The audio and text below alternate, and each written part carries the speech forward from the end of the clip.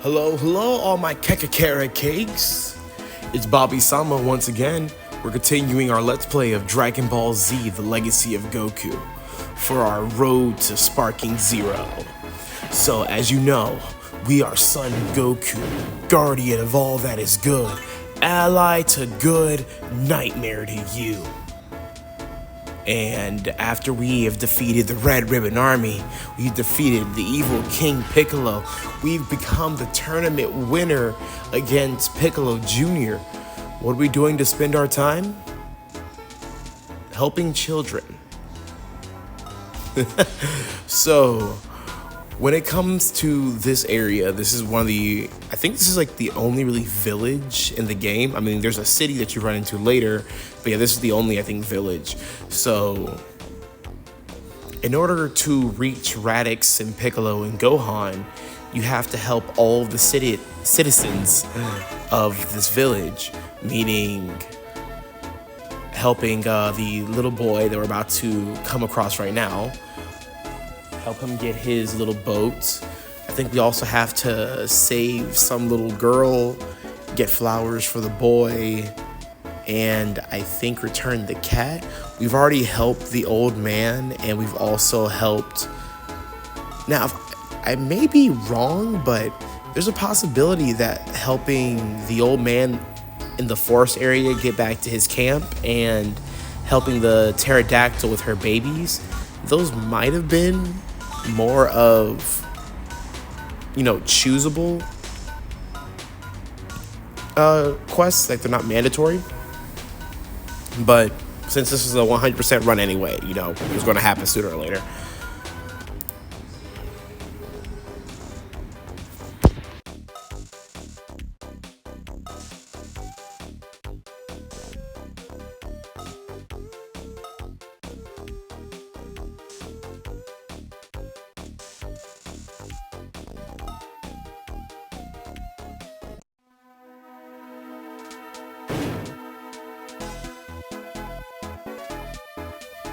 Since this is a, you know, more of a clearing up house quest area, I thought it'd be a good idea. You know what? Let's talk about how, you know, my experience with this game, and hell, maybe about in Dragon Ball in general. We'll see how it goes. But I got this game originally for the Game Boy Advance. I want to say back in 2000, either between 2002 and 2005. I had my Game Boy Advance.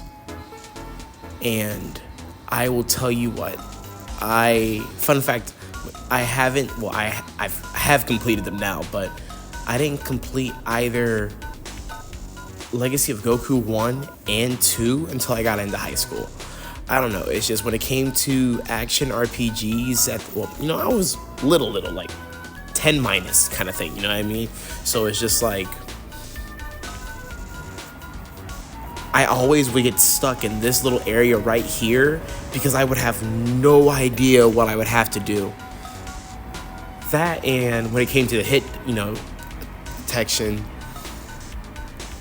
those wolves would be hitting me more than I hit them. But I want to say that I completed these games in middle school is when I finally beat these, which is, I know, sad, tragic, not a real gamer. But hey, when it came to Legacy of Goku 1, hey man, this game was challenging. This you have to literally, like most of the game, especially when it comes to the bosses, you have to cheese it. You have to cheese it. There is no right way of playing, because even when you get to higher levels, these bosses are such health milkers. Like, they drain your stuff like crazy. I mean, yes, you can go the whole route of, waiting until they try to ki blast you, hit, run, hit, run, which you're gonna see when we do the Radix fight. But at that point, it's kind of like basically turning it into a Zelda game, and it's like, this is not Zelda. Far from it.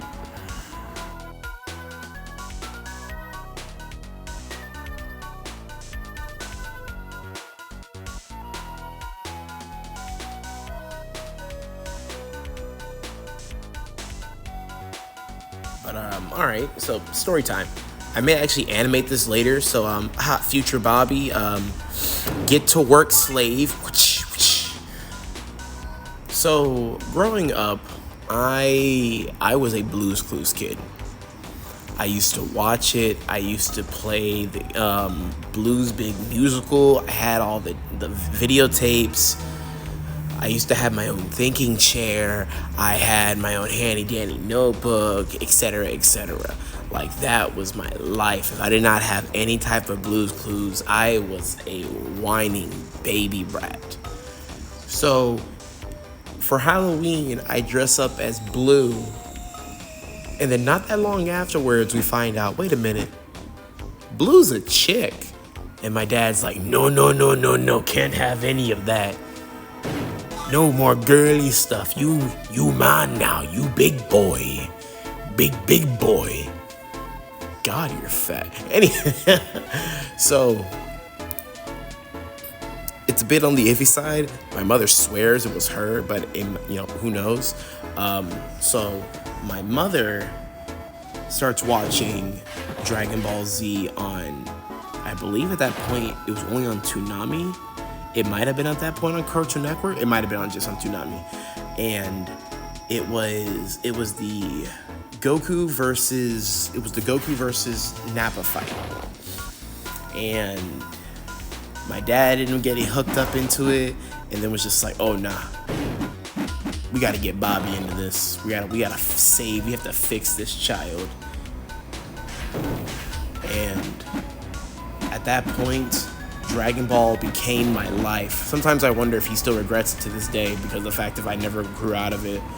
But everything that was Blue's Clues, it's Dragon Ball now. I have all the toys. I have all the TV shows, the movies. I used to have the, I don't know, any of you old school people out there, the Dragon Ball Z magazines that had stuff about, fan art, the characters, the card games. Those used to come with the posters, and I used to stick all of them on my ceiling. It was so bad that obviously, you want to, people that are real big fans of these characters pretend to be these characters. However, I used to take it to the next level. So it was a mixture. I would watch episodes of Dragon Ball. And I had for Halloween, I was Goku. So I had the whole costume, hair, and everything. Lord almighty, the amount of times I wore that thing after Halloween is ludicrous. I wore it as many times as I could until I grew it out. And even when I grew it out, I still used the wig until it was finito. So I would put on the costume. I would put on an episode of Dragon Ball. Mostly the movies. World's Strongest, to be most exact. I can be able to point that one out for you. And the Goku versus Android 19. And anytime Goku was on frame, was on camera, I would one-to-one do everything that Goku was doing.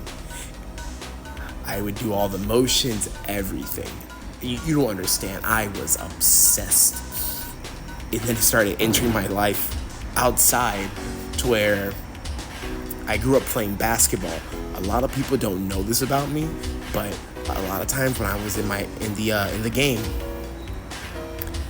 if I needed an extra boost, I would scream in my mind or say very quietly, Kaioken.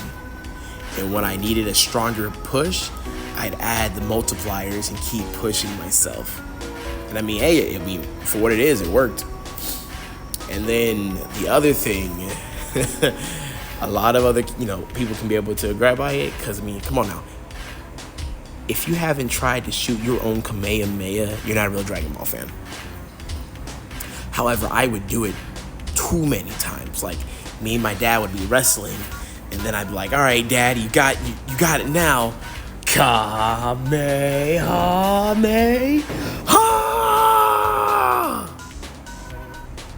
My dad just standing there like, my son's an idiot. So, fun fact about that. I had a situation back in elementary school where I had my first fight. Now, I thought it was a play fight. Just messing around. Now, my dad gets to the school to pick me up, and he sees this. My dad's just like, damn, I need to stop Bobby before he ends up getting caught and gets in trouble. But he's kicking this kid's butt, so I may let this keep going.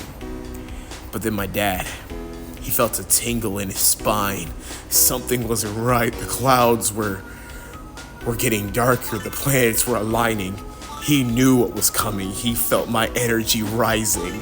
And then he sees me take a familiar pose.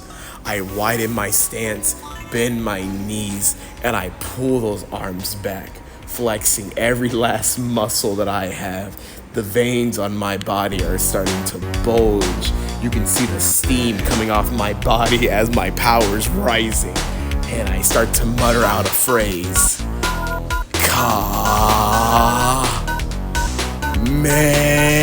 I couldn't even finish it because my dad was like, all right, time to wrap it up here. Let's go.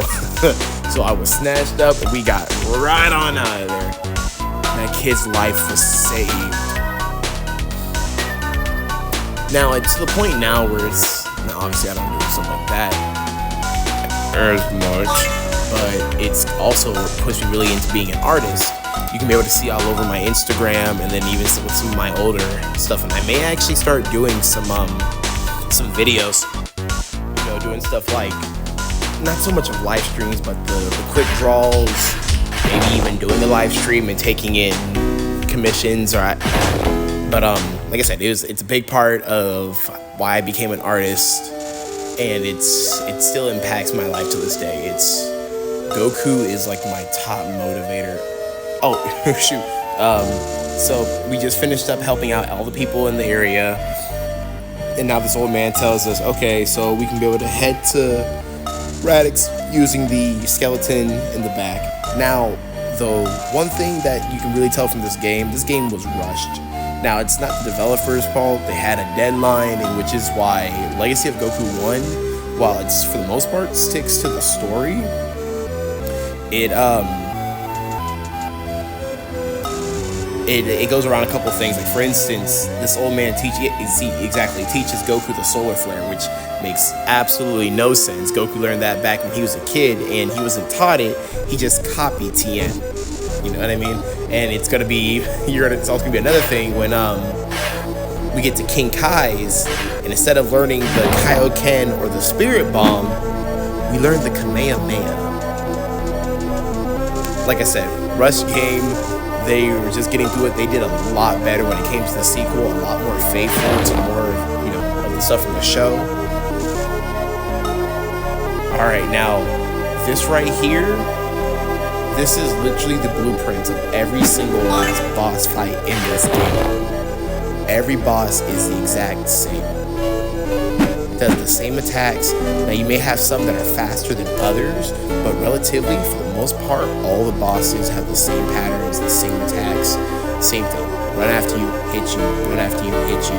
Every now and then stops, charges the ki blast, throws it. Now, like I said, these bosses, they will drain you. They will milk your health down. So it's just like trying to fight them in a head-to-head fight, like how I was earlier with the wolves, or when I tried it with the pterodactyl. They're hitting hard. There's no point. Now, there's multiple options you can go about this. You can do, as I'm doing now, the solar flare technique, where it's just like, now the longer you hold the solar flare, the longer the effects last. However, it's only for a couple seconds. Watch as I pressed the wrong button. I had to switch back over, trying to get him locked behind the Dragonball. There you go, to get some free damage. But you can either use the solar flare, hold them down, and there you can either ki blast or strike them for a moment. Or the other opening is, as you saw earlier, he starts to charge a ki blast out of nowhere to blast at you. Once they shoot the blast, you have a couple seconds where they're not moving, then you know to get some hits in. However, like I said, when it comes to that way, there's just too large of a window trying to wait for them to charge that attack. And even then, you only have so much time to actually strike them before they start going at it. Now, understand this.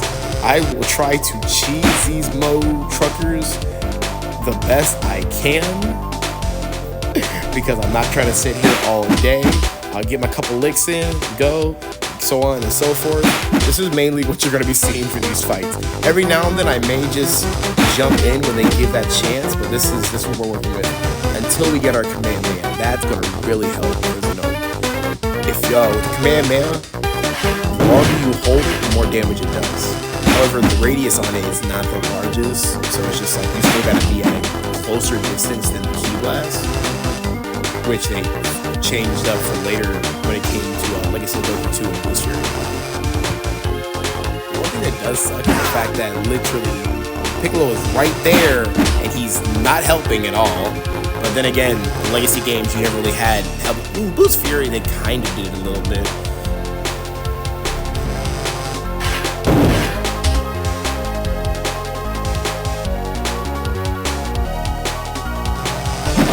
Alright, there we go.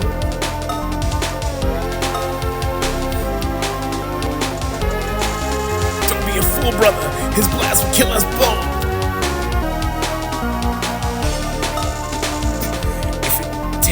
If that's what it takes to save this planet, I'm ready. Ah! Special beam cannon!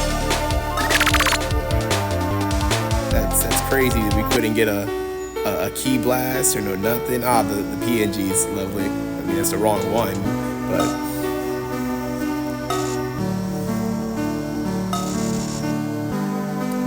Should I? Nah, maybe I'll like talk over like certain lines, but like me sitting here all day going over everything, I think that's gonna bore you guys. So we have died, but we have gotten a chance to go to the other world to train strong because there's 2 more powerful Saiyans on their way to Earth. Well guys, I'm gonna cut it here. Go ahead and watch the rest of this playthrough. I will talk to all of you later. Next time we meet, we're gonna be running down the long valley of Snake Way. I hope to see you guys then. Sayonara, Bobby Summers, and take care.